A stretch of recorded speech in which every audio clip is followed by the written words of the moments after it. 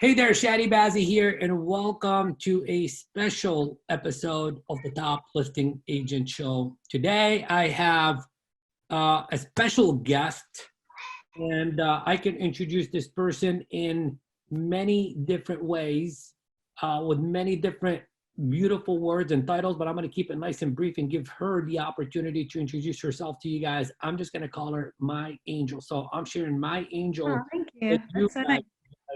Jesika Miller, tell the world who you are, why you're so wonderful, and why do I call you so wonderful. too personal and too specific? My name's Jesika Miller. I'm a mind trainer, and I teach people how to program themselves and train their. Yeah, I'm allergic to that, but thank you, my love. Thanks for asking. I teach people how to program their mind for their dream life. Program their mind for whatever it is that they want to do. Break free from fears, love you too, or move towards a successful future. Whatever they need to do to get anything out of the way, any obstacles that people need to remove to get to where they want to be, I'm the person for that. So you are the person that people come to when it's time for them to reprogram their mind. That's why they call you the mind trainer. Correct, yes. Perfect. I also teach people how the mind works so that they can do the things themselves. You know. Right. And you're actually coming on the show at a very, like the timing couldn't have been any perfect, because I think right now more than ever, and I'm going to try to today not use the word mindset whatsoever. I'm just going to say there couldn't be a better time for people to really take a look at how their mind works and why they are operating at, you know, the way that they're operating right now, whether they're operating from a place of fear or a place of panic, or from a place of like, you know, hey, calmness, like, or from a place of like, how can I make the best out of, you know, this opportunity that's coming up or anything like that. Well, what I are think, you, yes, yeah, go ahead. I was just going to say, I think that people should start out by understanding that there are people that have been waiting for this to happen. And I don't mean virus. I'm talking about an economic shutdown. There are people who, this is when they make their money. And there have been people that have been waiting for this opportunity. So I think it's really important for people to change where they're coming from and their stance to look at this as a time of opportunity versus, oh my God, what am I going to do? You know, I agree with you. And I think I know you well enough to challenge you today on some of the things that I want to challenge you on, because, you know, there's a lot of people right now to where, yeah, they're looking at other people and they're saying, oh, wow, the people who are prepared for this have been waiting for this day to, you know, to come about. And, you know, there's people that are saying to themselves, well, I wish I was prepared. And there's people that are saying to themselves, I don't even know how I am going to survive this. So okay, we can move right into that. We can move right into it, because I've lived this before, and you know that. You know my story, that my life fell apart and then the real estate market crashed. Well, why don't you share a little bit of your story so we can grab people's attention and get them to really pay attention to what it is that we're talking about, because who you were back then and who you are right now are, you know, completely, well, you're the same person, but completely two different minds, you know, creating two different kind of opportunities. Well, you know, when we talk too much about the past, we relive the past. So I'll gently recap it. But to go into it is to relive it in your mind and create that, you know, neurology again. So just shortly, just say that, you know, in one day, my husband asked me for a divorce and my business partner told me she didn't want to work with me anymore. And then the real estate market crashed. So everything that I knew, I didn't know anymore. And it was a daily effort, which you helped me with, of getting myself in a position of knowing where I wanted to be and memorizing that every day and teaching my mind that I was going to go in the direction of success. I wasn't going to go in the direction of a downfall. And that every time you know, people say, oh, well, let me wake up and read my vision. Or maybe some people are ambitious and they read their vision once in the morning and once at night. I read my vision every time I wanted to cry, which was pretty much all day long. So it's how bad do you want to get to where you want to be? And if you find your mind slipping into a negative mindset, You need to break out your vision, and your vision should be strong enough that when you read your vision or you look at those pictures, you get a feeling in your body, and it's so overwhelming and strong within you that it overrides those feelings of fear. And it's basically about changing your neurology, about getting out of the fear cycle. The problem is that people keep visualizing and thinking about the negative, and then they're going to create a negative loop. And we know that when you create a negative loop, it's then, I guess the word maybe is validated by your unconscious behavior to validate your unconscious thoughts. And then things really start to happen because unconsciously you're creating it because you're thinking about it. So then you're making wrong decisions and you're doing wrong things because in your mind, you've already pictured yourself going there. Does that make sense? That makes so much sense that I'm going to say, mentioning the word loop, exactly what you just said in the last, 60 to 75 seconds is what someone must go back to and loop and listen to over and over and over and over again, because there's so much lessons inside of what you said. And I love the way that you began this when I said, why don't you tell them who you are, where have you been? You automatically, you are aware of like repeating that story, okay, takes you back and reaffirms and reconfirms and, not a good thing to do, but, for what it is that we're doing, I just wanted people to get that perspective of who you really are and where have you been. Okay? Well, when we did our, we did our group coaching, I think that was like on Thursdays where we did mindset, and I picked one of the things to tell the story. I cried. And it's not a matter of being in touch with my emotions. It's because I mentally went back there. And that's unnecessary. How is going back there going to take me to where I want to be? It's not. I've already been there. I don't need to go back there. We don't need to go back anywhere. Right. So, Jessica, what should people be aware of right now? What they should be aware of, well, if you want to talk specifically, do you want to talk about where they should be mentally or where they should be in business? Because right now is I think both, and I want you to take the lead on this because you are more of an expert on the topic than I am, and we can go back and forth.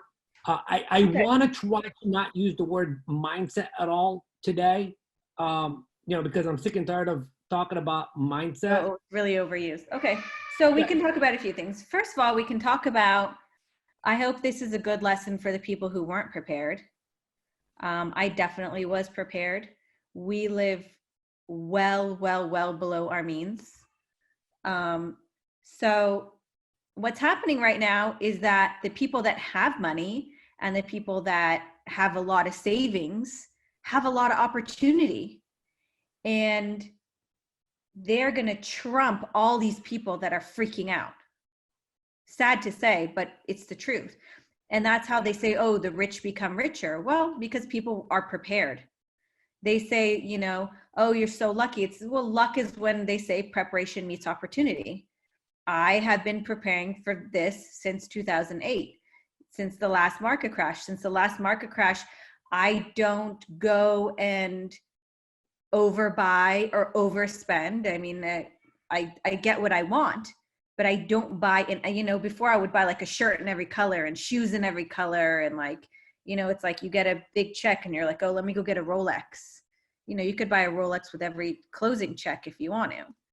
And you just have to stop that behavior. Even if you can do it, you don't, because you wait for, there's normal market cycles. Usually they're about 10 years apart. Even if this pandemic didn't come, people should know it's been over 10 years. It was time for this to happen. And if you didn't realize that there was going to be some kind of economic turndown, then maybe you shouldn't be in real estate. Let's just be real, So I think that, okay, so you messed up and you don't have money. What can you do? Well, who do you know that has money? Because there's going to be opportunity. And if you don't know people that have money, you go find people with money. I love what you said right now. Okay. So, because there's a lot of people that are saying, I don't have the money right now, I screwed up. No, if you don't have the money right now, think in your Rolodex. First of all, why don't you grab your freaking damn phone to begin with and go through the whole entire thing. Who have I worked with that has equity? Who have I talked to before that expressed interest in an investor? Who do I know that's not an investor yet that should be an investor? Oh my goodness, there's no one in my phone. Okay, let me go on Facebook. Let me find Who's someone. making money right now? Doctors, real estate construction is still going on. You're still going to find contractors, laborers, people like that. Those people still have money. There's still people working that have money that can buy, and they're going to not only have and they will relax the loan standards. We're going to go back into being able to get loans easier again. Right. So, but basically what I'm saying is, if you ain't got the money, go find someone that's got the money, because they're the ones that are going to grab everything. And one way to do it is, hey, take a look at your local classifieds somewhere, somehow, some way, and find the people that are advertising property, because these are the people that are buying properties and renting them out. And those are the people that are looking for opportunities. So that's a good source to go after. What do you think? There's also people that that are big real estate owners that own a lot of property. Those are people that are investors. They're getting rent on their apartment buildings. Maybe they're not getting rent now, but they've gotten rent for years. Maybe they have some equity they want to pull out and buy more buildings or buy more rental properties. Now is the time of opportunity. So if you don't know somebody, there are people out there. There are people everywhere. And I already have, a way to handle an objection. You're going to get people who are going to say, we haven't hit the bottom yet. We don't know what's going to happen. Okay. But when we do, what are you looking for? So that when I come across the opportunity, I will know whether or not it's the right fit for you, because I don't want to bother you with every opportunity that comes my way, because there's going to be a lot of them. Look at that setup. Yeah, love it. Well, because you're going to get that objection. I'm not ready yet. I want to see what happens.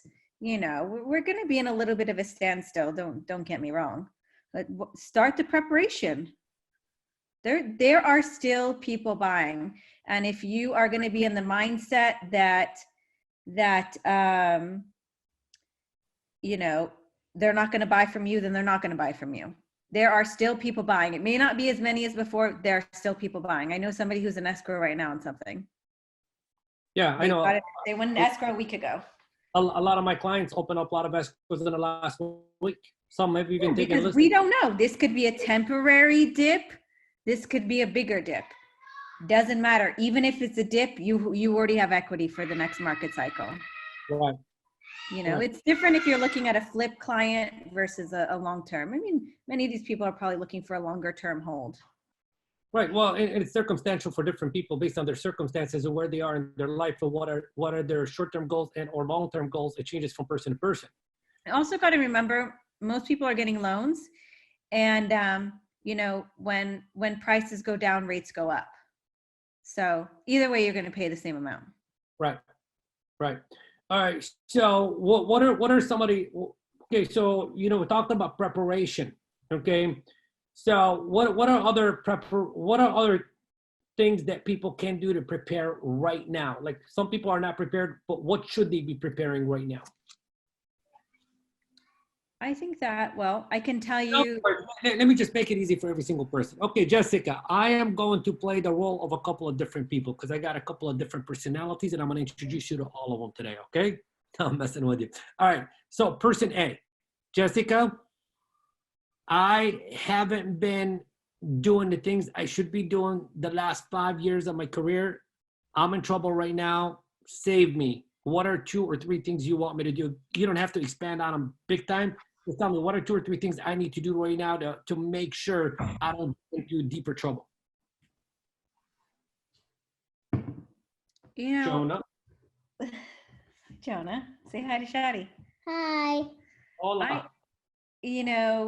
I might tell you some things that you may not want to hear right now.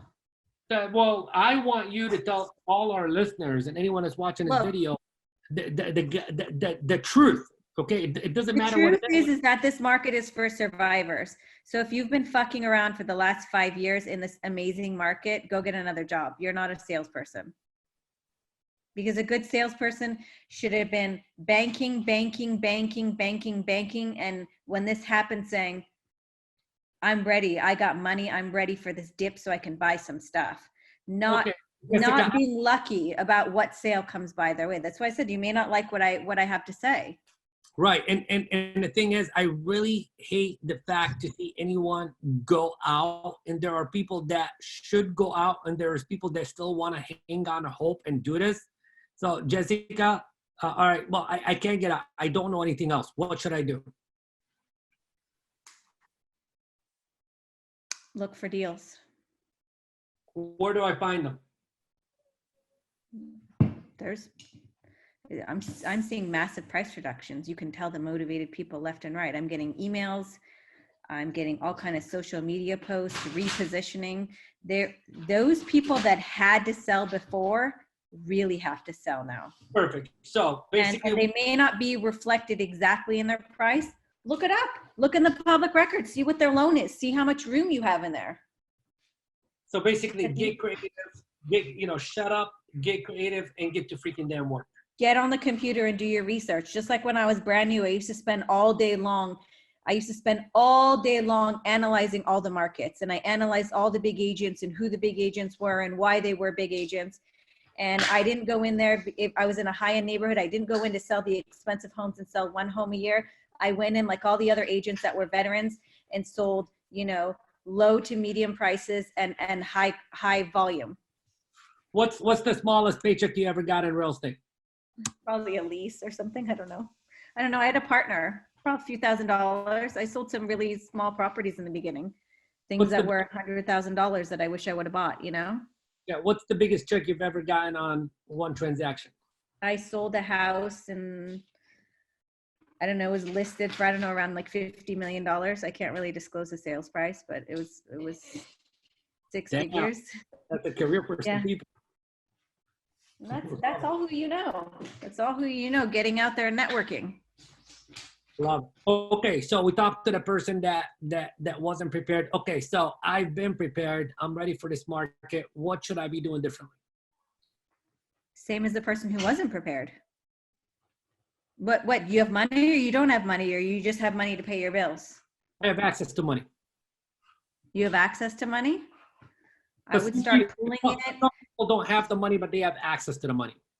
They have access to money. I would still start looking at the deals. I don't know that today is the day to buy, or you look at the deal and like I said, you look for, well, it's not going to be an all cash person, but maybe somebody that has to sell that has a low loan. So you can go in and just kind of squeeze them down.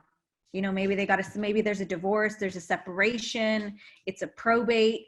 There's some kind of deal that has a time frame on it, and you look at the listing price versus the loan amount and see how far you can take them down, because just because they're listed at one price doesn't mean they don't have the room to go down further. You have instant equity right there. Instant equity. Right. Okay. Yes. So what you're saying is beautiful. And, for some people who are not even ready to take on this conversation that we are having right now, which goes straight back to how they feel and how they think. And they just can't wrap their mind around anything and everything that we're talking about. Therefore, it's going from one ear and out the other, which goes back to the programming. Their programming, ready to receive the conversation. They're not even ready to do anything about the situation because they're stuck in their head. You got to stay in action. You got to stay in action. You have to, I still think that even with people being in fear, honey, that's kind of noisy. If you could do that in another room or not do it, I would appreciate it. And don't marker on your desk because you'll ruin it. So you can color on that. Thank you. I think that, love you. I love you too. That even in our worst mindset, we see things that motivate us. Okay. Usually in terms of a picture, whether it be on TV, on Instagram, you read it or something, you're still going to find things that motivate you. And I think now is the time that it's essential to screenshot that, print it out, and start creating a book and connecting to that feeling. And that every time you go to that negative mindset, you take out that book of the feel good stuff and you look through it and you change. You go towards what you want instead of going towards what you don't want. So basically what you're saying is, you know, before you can take on your business, you got to take on your emotions. Well, I think first of all, you know, when I went through my hard time, I think my biggest fear was being homeless and having to push my things in a shopping cart, which I think is probably a reality for a lot of people. And I suggest that everybody take themselves there mentally and explore. Don't unpack and live there. Just explore what that would look like for yourself and see how much of a reality that is. Because I don't really think it's a reality. I think that this is very short-lived. A very small percentage of people, usually it's mentally ill and drug addicts, are the ones that end up homeless, to be honest with you. At the end of the day, I think you could live somewhere else or do something else temporarily to survive. So the reality of that becoming your reality is very dim. And I love you too. I think that people should sit and explore that. You know, I was living in this constant like fear loop of that was what was going to happen to me. And when I sat and I started to break it down, and then what, and then what, and then what, and then what, you know, it was really all about my ego. Was I went from being this massive salesperson, and it was all about being embarrassed. And it's like, what's the worst thing that's going to happen? Well, the worst thing that's going to happen is I have to work for somebody else, and I'll get an apartment, or worse yet, I'll rent a room and I'll take the bus. Am I going to die? No, I'm not going to die. Am I always going to have a roof over my head? Yes. Am I always going to have food to eat? Yes. Is it going to be where I want to be? No, but I'm not going to die. And I think some people equate kind of that state as pushing a shopping cart or like they're going to die, and you're not. And I think it's really good to take yourself there and realize how far you'd have to get to go there and how that's probably not going to happen, and to stop making that negative picture in your mind. And I think that will stop the loop for a lot of people. What's the worst that happened? For most people, the worst that's going to happen is your ego is going to get crushed. You're going to have to ask people for help. You're going to have to ask your parents for help. You might have to, in some way, alter your lifestyle in a way that you don't want to. Sell a couple of things, you know, minimize a couple of expenses. Let me tell you something. Living with a hoarder, who I hope won't watch this, we always post things on OfferUp and eBay and all those, resale sites, Facebook Marketplace. And we're in the middle of remodeling a project right now, and he made me post everything: sinks, faucets, the carpet, the used carpet. Do you know that people came and bought all of this stuff? Like, I'll show you. This is my envelope that I will show you. It's like $5,000 that I just made from selling stuff that most people would think is garbage. Most of us have a house full of garbage. Then I started noticing all my stuff on eBay is selling. Everything on eBay is selling. So I'm busy right now, but I have dedicated in my schedule now, and I've made a commitment to list 10 to 15 new items a day on eBay. And I'm going to the post office every single day. It goes through eBay, it prints the label. I have a whole stack of boxes. You can go pick up a whole stack of boxes. I type the label. I don't have to have any interaction with anyone. I just stick it in the box and that's it, and I'm done. I'm making a lot of money selling my stuff right now. It's all, the people that are going to survive now are going to be the people that are going to not shut down, the people that are going to use their mind to think outside of the box. You don't have to sell a home right now to survive. People are also renting. People have to move. I have tenants that are fighting right now. One of them is going to get kicked out, and they're going to have to move. If you were an agent, you can still make a lease commission. There are still a lot of owners who have vacant homes. Maybe go on Zillow, look at all the, how about going on Zillow and looking up all the for rent by owners that are not moving right now? And maybe they're just desperate enough to pay that 6% commission, that lease commission, for you to go push their lease out there. Leases are great money, and it's fast. Yeah. Vacant, slap a lockbox on it, you're done. So basically what you're saying, if I could sum it up in a couple of words, is like, this is not the time for you to buy even into your own good excuses. This is the time for you to get creative and get resourceful, you know, and maybe in other words, just say, eat shit and just freaking damn do the job no matter what. If you're stuck in fear, your mind doesn't have any room to be resourceful. Right. Okay. So some people are stuck in fear. How do we get somebody out of that fear? By going to the worst case scenario. First of all, going to the worst case scenario and realizing that's probably not going to happen. It's going to take a lot to get there. And even if you did go there, it's not going to be that bad. And kind of when you go there and you realize it's not going to be that bad, it kind of takes the wind out of it. And you realize how stupid you are, or that you think, or that you seem for even thinking that it seems so ridiculous that it just kind of knocks the wind out of that, even the whole idea. And then, like I said, I'm sure people are like looking at vacations, like, oh, that looks good. And, you know, going back to a memory of, oh, that felt good to be there, or, and pictures, whatever it is, and just creating, like, I have a notebook. I started making a brand new notebook, and all those feel good feelings that you get when you look at that picture, you put in a notebook. And next time you feel shitty, you go back and you look through that notebook. And know that all of that's a possibility again soon. Okay, so Jessica, I think that every single person should create that notebook, or at least begin creating that notebook in the next 24 hours. Yeah, that's what we talked about when we did that coaching work together, was creating that should be a part of your daily routine. And when you're not in a good place, you should be doing it all day long. It's a lot more productive to stick your mind in the positive than to be in the negative. Can you walk us through how does one begin when you say create a notebook? Like, do they go and buy like a physical notebook? Do they do it digitally? How do you do it? Well, a lot of people, you know, like have a vision board, or they have something in front of them that they sit down and they work at.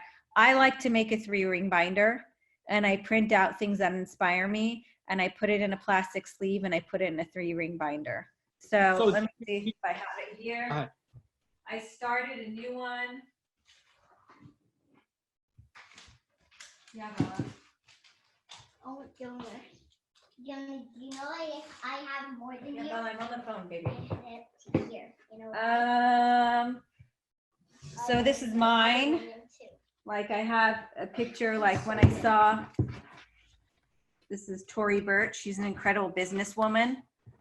So I have some pictures of like businesswomen here, like Tory Burch and Jessica Simpson, people that inspire me, like fitness. You know, just when I looked at these pictures, I thought, wow. You know, my thing about not focusing on weight, but wearing white.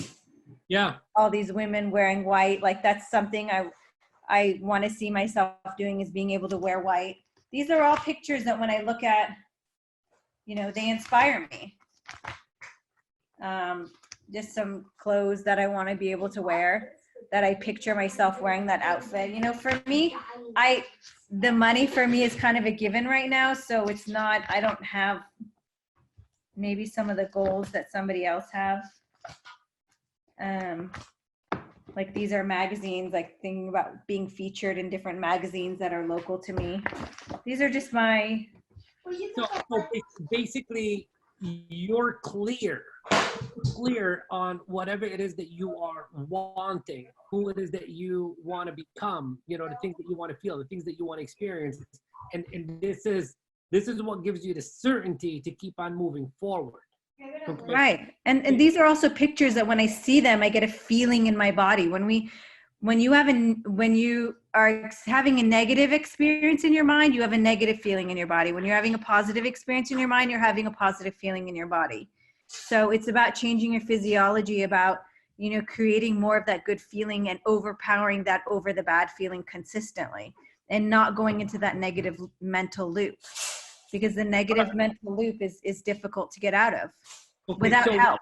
So what you're telling, what you're saying, just so I could just repeat it back in terms of an action item for every single person is, get yourself a 3-ring binder, get yourself whatever, you know, go online, go to magazines, go to whatever, you know, whether it's a vision board or vision book, whatever. It's you know, those images have to be present, and they have to be near you, and they have to be visited very, very often in order for you to, you know, keep yourself in the right frame of mind and in the right state of emotion. And I'm gonna ask you another question in regards to that, Jessica. Please? So, you know, and I wholeheartedly believe in that exercise. I've done that exercise, you know, and I've thought. I've done it and I've lived it. So I'm not just saying it to say it. A lot of people say it and they haven't been there. I've been there, and this is what personally worked for me. Right, and we know that even you know, your backyard right now, it used to be a picture that was on your vision board. Correct. Right now, all identical to the feet. Okay, so I get the power of that exercise, but my question revolves around is like, okay, so Jessica, I've got, you know, I got excited based on this conversation. I put the picture in here. I love the pictures and this and that, and you know, today I wake up, I feel like crap. I know you told me I gotta grab the book, I gotta look at the pictures. I just can't get myself to grab the book and look at the pictures, because there's people that go on YouTube and go on Netflix and go watch a comedy. Okay, so that's another thing. Watch something really funny. Watch a movie that you love. Change the way you feel. Use a powerful tool to change the way you feel. I don't go on the news anymore. I go once in the morning when I wake up just to see if there's something that applies to me. I actually read Daily Mail because it's like 50% gossip, and I'd rather read about all the gossip and all the crap that's going on in the world. So I go on there and I only read the news to find out, is there something different I need to know? We already know everything that in the beginning, people didn't know enough. We all know enough. Just stay home and stay away from people. You don't need to read the news to know anything more. You don't need to read the news to know people are dying, and you don't need to know how many people are dying. It's totally irrelevant. You keep yourself safe. We don't need to know any of that. All you need to know is, can I leave my home? Are there any more restrictions? Anything like that. It's just information. I glance over the news. I close my phone. You know, I've unfollowed people on social media. I've also changed what I look at in social media. And by changing what I look at in social media, it's changed my algorithm. And I don't get anything in my social media about, as soon as I go on my Insta story and people are talking about this crap, I shut it down, and at the top of my Instagram anymore is not even the same people, because I don't watch any of those people because they're all negative and I'm not interested. Not only I'm not really on my phone that much anymore because it doesn't serve where I want to be. I'm spending my time doing other things. Like right now, it's like, what are the things? Now is the time to be prepared. You can spend your time freaking out, or you can be prepared for when we can all leave our homes again and be the first person running out the gate. It's like, which person do you want to be? Right now, I have more free time than before. I'm working on my websites. I'm working on my marketing. I'm reading books that I didn't have time to read before. I'm getting prepared so that when this is all over, I'm ready. I'm not going to start getting ready later and have spent this whole time like wasting my time being upset or scared or paranoid or whatever. Now's the time to prepare. If you've been thinking about that new website, or you've been thinking about implementing something new, now is the time to do the work. I mean, it's like I tell people right now you're either going to get fit or fat right now. In my house, we're eating 2 meals a day. There's no need to eat lunch. Everyone's hungry. I'm like, that you're hungry because you're bored. There's no eating lunch. These guys are eating snacks here, but I love snacks. I know you love snacks, but you know, it's like we're not that active. We don't need 3 full meals a day. Instead of sitting there shoving your face, go do some sit-ups, go do some push-ups, go run around the block, go do something. take action that's going to move you towards where you want to be instead of doing things that are going to take you away from where you want to be. That's how you're going to be ahead of the game when everything starts. It's like I started thinking about now, like normally, like when people diet, they're like sluggish and they don't feel good and they're angry and they're bitchy and they can't be around people. Now is the perfect time to go on a diet. Go on a diet now. You have all the time in the world to rest. You have all the time alone to be bitchy and rude. Do it now. Do the hard stuff now. You have the time to do the hard stuff. Don't wait until later. Right. And Jessica, I'm so happy that, you know, Bella and Jonah are right there behind you right now, because I want to speak about something, and that something is there's a lot of people that are saying, well, hey, my kids are out of school right now, therefore at home, therefore I can't get my job done. And, well, you know, what do you want to say to that? Because here's the thing, you could have said to me, hey, I can't do this because my kids are behind me right now, but you choose to show up and do this.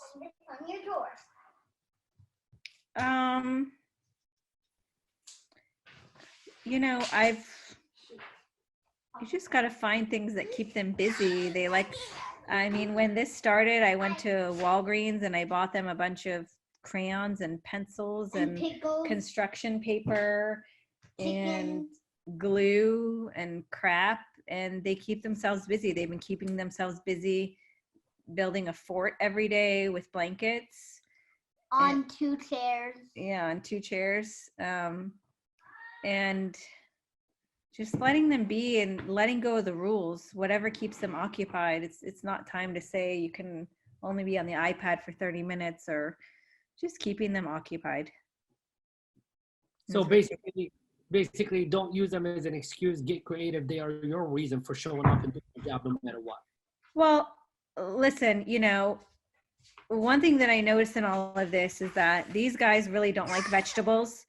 Jonah would eat a couple. Bella doesn't eat anything. She eats really well, but she doesn't eat vegetables. And we even had gone to a therapist to talk to them about it. And they said, well, at this age, blah, blah, blah. Well, you know, when this first started and I stocked up on groceries, we only had certain things to eat. That's all we have. That's it. That's what we're eating. There's no cooking 50 different meals for everybody to be happy in this house. I cook what I cook and you eat what you eat. And that's a rule I should have implemented a long time ago. So it's really about, and I realized how wrong I was this whole time by enabling them to do that to me, that I was only torturing myself. And lo and behold, when I set down that rule and I was like, guys, they don't have this, there's no more in the grocery store. I can't go buy it. I'm not going to go buy it. And this is what I cooked. And if you don't like it, then you don't eat. Guess what? They ate it. They're eating a lot of things that they didn't eat before. And they're going to keep that because I'm not cooking anything else, because I have stuff to do. I have stuff that I have to take care of. I don't have time to be cleaning and cooking and doing laundry and doing those things all day. I just don't have the wherewithal to cook all those meals. So it's about the discipline that you create, you know, that I was doing that to myself. So if you're going to think you have to constantly entertain your child, then you're going to constantly have to entertain your child. And that's going to be your new excuse. And I think those are just also unconscious excuses. Like, I also didn't want to have to do the work to make them eat well. You know, a lot of people don't want to do the work that it takes to teach their children to do different things. It's a perfect excuse for them to not be successful, to say, I have to take care of my kids. Taking care of your kids is being successful. Beautiful. That's how you take care of your kids. Beautiful. And Jessica, you know, the conversations we have even around, you know, mental reprogramming are not very common to the average person that listens to podcasts, because we take it from a different, we use different strategies. So we talked about, you know, putting the book together. We talked about, hey, you know, step up, get resourceful, go out there and find people with money, etc. Do what you got to do. Number 1, keep the lights on. Number 2, to continue to expand your business, you know, to maybe save your business. What's another, you know, let's call it a hack or a mind hack or something that is not commonly practiced that people should be practicing right now to stay mentally in the game? A mental mind hack. I mean, I think I gave you my mental mind hacks, which are just not letting yourself go into that negative loop, just staying in a positive loop. That's my mental mind hack, is to stay in the positive loop, whichever way that you can, and So, always be moving in the direction of where you want to go. so what you're saying is, look, you don't need 10 different things. You just need the one thing. And I just gave you the one thing that, like it or not like it, is the one thing that's going to work. Use it. Whatever tools are going to keep you moving in the direction of where you want to be in your future are the only tools that you need, whether that be exercise, food, your environment. You know, I also think, like, if you don't know how you're going to keep the lights on, now's the time to go get a job, and not, if you're embarrassed, go far away. Go work at a Trader Joe's, or Ralph's is hiring, Amazon is hiring, all these food delivery places. Don't wait till you don't have money to get a job. Go do those things now to stay afloat. And that way, as soon as the market turns, you're ready. Instead of having to continue to do those things when the market turns back. Be ahead of the game. Do those things now that you can't work. Most people, you can't really work right now. So go out there and spend your time making money whichever way you can, which in my case, I'm selling stuff. Do those things now, so that when the market turns, all the people who had money are going to be ahead of you again. And you're going to be, you know, trying, like, stumbling to go forward. Don't put yourself in a position. Be ahead of the game. Even if you're not there yet, this is going to be a minute. It's not going to be a month. It's not going to be 2 months. This is it. This is a 30-day sickness. And I just saw, there's a graph that came out that we will hit the peak, I think, in April. So the peak of the people getting this will be in April, and you're 30 days out after that. What about if you're one of the people that gets it? How about having a job now, so that if by chance you get it, you can be a little bit relaxed for those 30 days, because it's a 30-day sickness. So we're at least, I'd say, maybe 90 days away from having any sense of normalcy. So I think that instead of waiting for that time period, that you get ahead of the curve and start doing what you need to do. It's about taking action. It's no different than having a cold call or, you know, door knock or anything like that. I know that those are things that people don't like to do. Can we talk about that though? Yes. Because those are the things that I love to do. And those are the things that I push my people to do. And the reason I do that is not because I love it. It's because it's where, you know, the people that are seeing the most amount of success, that's where they're going. All right. And we talked about before that the people that don't like it are usually the people that are not connected to their goal. Because Right. If you're connected to your goal, every time you do that, you'll be excited because you know that you're one person closer to your goal. Yes. Have you ever picked up the phone and made some phone calls? Have I? Yeah, I used to belong to a certain coaching program that used to, I paid the money and I went to the class where they I don't know, it's kind of old school. Yeah. Where you get in there and you dial, I think this was like pre-cell phones, where you get in there and you dial up and they would come in with their wire and listen into your phone call and listen to everything that you do. It was pretty hardcore. I think what you do is hardcore. You guys do it on, you guys watch each other. I mean, if that isn't the hardest accountability, I don't know what is. Yeah, every Tuesday, you know, the team gets on via Zoom from all over the country, and everybody's dialing and everybody's listening. Everybody talk to all kind of people, whether you get hung up on or whether you set an appointment. But you know what? We found a lot of good come out of that, because sometimes doing it in groups gets you out of your comfort zone, and sometimes watching someone else do it just proves to you that it's a lot easier than you make it out to be. Can I tell you a quick story? Yes. So there's this woman that I recently began to work with, okay? And she's been in the business for 18 years, okay? And she's never, ever in her life picked up the phone and called on for sale by owners. Like, I don't know how I can get myself to do it, etc. I was like, well, why don't we do a Zoom meeting? Okay, and this was like before this whole entire Zoom came about and stuff like that. And I was like, okay, go to forsalebyowner.com. Let's go to Zillow, look for sale by owners. Let's grab a couple of numbers. I go, let's just call people and see what happens. That's what I wanted to do with this woman. Is I just wanted her to experience what it's like, because for 18 years, it's like, heck no, I ain't gonna pick up the phone and call on those people. First person she called, very nice, older gentleman who just happened to have already sold his property. Hey, congratulations. It was a nice, friendly conversation, moved on. Second person, another very nice person in Lido Island. I don't know if you know where Lido Island is. I've heard of it, yeah. It's That's wealthy, like, isn't it? yeah, wealthy Newport Beach area. Oh, yeah. And guess what? She set an appointment. She didn't take the listing, okay? But that's perfectly fine. But what we did is we got her out of her comfort zone. Now she's setting appointments. So I say step number one is, experience it for yourself. Get out of the story you're making it, experience it for yourself, modify what you're doing, okay? And then work on creating the results. So first we got to create the experience. I just wanted to share that because the point that I'm trying to make is that usually anything and everything, once you try it, appears, or you get the evidence that it's a lot easier than you made it out to be in your mind. Well, also something, what's going on in the background here is, if you look what's going on here, what's going on here?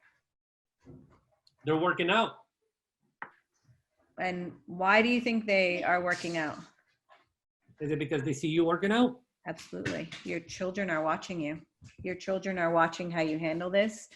I had a client a few weeks ago who came to me with a phobia, and it's childhood related. This is like a really big thing for me right now, is your children learn by example. So you're worried about taking care of your children. Worry about being a good example for them. If you want to teach your children how to be successful in life, now is the time. Now is the time to show them it's easy to thrive and to have a positive, mindset. And to, I hear people all the time, like my father-in-law lives with us, saying negative things of like, there's no more food in the grocery store and stupid stuff. And I'm like, there's no food right now because they sold it all, but soon there will be more. Like, you have to realize how much your children are picking up on this, and they're picking up on their habits. If you're into break and shutdown mode, and your children are still in their formative years, and this is where they learn behavior from, they learn by example, you're teaching them to either break down or to thrive or survive by your behavior. And if that isn't enough motivation to change what you're doing, I don't know what is. I agree. And I'd like to end on this note.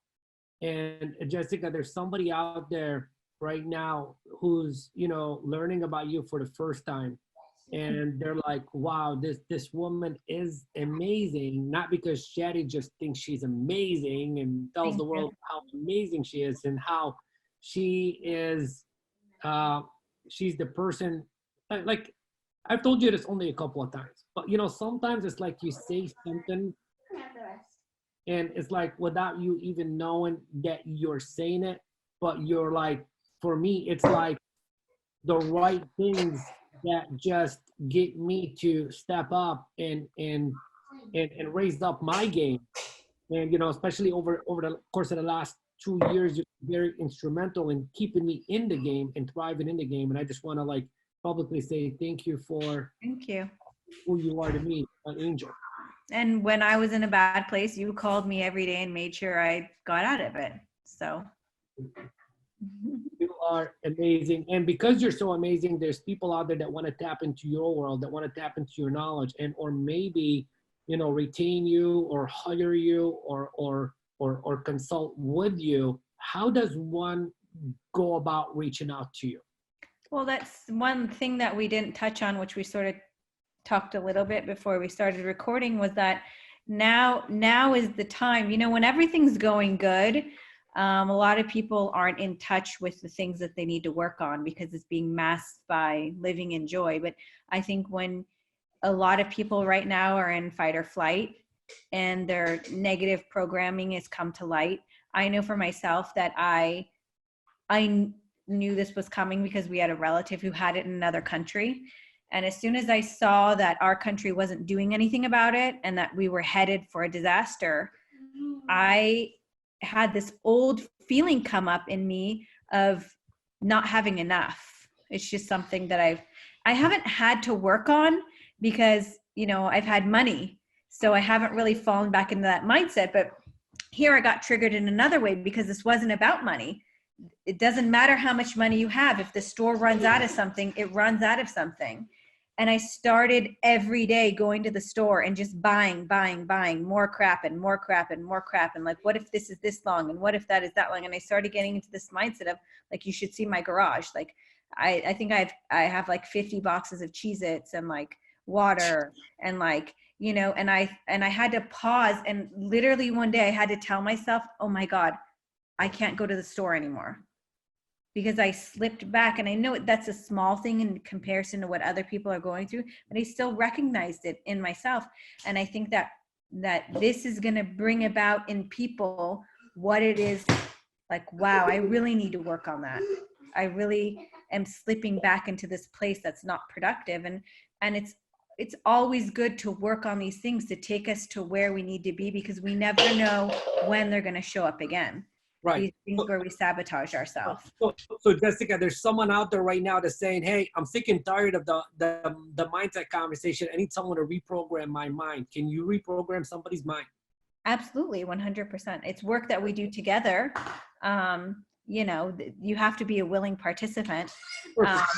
Someone that's listening to this right now or watching this video is ready, willing, and able to, you know, they're ready to stop playing small, and they're ready to reprogram their mind. Okay.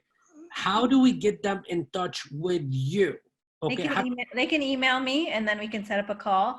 My email is Jesika, Jesika, NLP, N as in Nancy, L as in Larry, P as in Paul, @gmail.com. So Jesika, NLP @gmail.com. If you forget that, you can always find me as Jesika the Mind Trainer. You can Google me, Instagram me, Facebook me, and my name will show up somewhere. You'll find me. And Bella's stealing my phone in case anyone's calling now.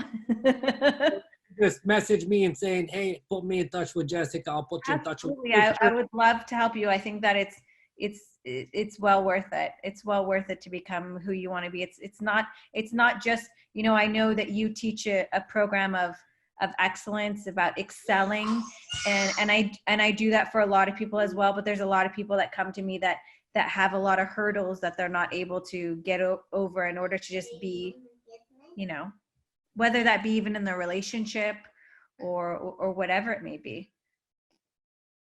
Awesome. Jessica, thank you very much. I am so forever grateful for you. And I know from not only from me to you, but from my audience to you, is we are blessed for your time and guidance and mentorship today. And hope to bring you on again to continue this conversation and talk about the opportunities that we took advantage of, you know, as a result of this. And more importantly than the opportunities taken advantage of, I'd like to come back maybe in about 120 days, 180 days, and talk about all the people that we actually helped get through this. That'd be great. As a result of the work together. So I appreciate you. Thank you very much. Thank you.